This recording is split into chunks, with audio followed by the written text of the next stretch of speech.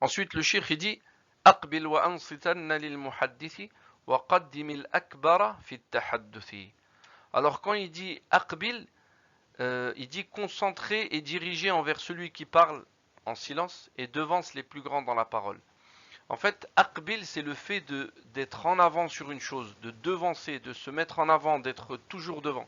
C'est-à-dire quand la personne elle vient dans le cours, comment est-ce qu'elle doit être? Elle doit être demandeuse. Elle doit avoir la demande. Comme quand il y a une distribution de choses qu'on aime, comme des gâteaux ou des bonbons, on est toujours vers les premiers pour être servi en premier. Et bien de la même manière, quand je vais au cours, je dois être pareil. Toujours dans les premiers pour recevoir cette science-là. Et je dois être dirigé et concentré vers celui qui donne le cours pour profiter au maximum. Dirigé et concentré. Et pour ce faire, eh ben, je dois être silencieux. Parce que si je parle, je rigole, je suis distrait, je ne vais être ni dirigé, ni concentré. Silencieusement, bien évidemment. Dans le silence. Et ensuite, le cheikh, il dit quoi? Et ça fait partie du respect.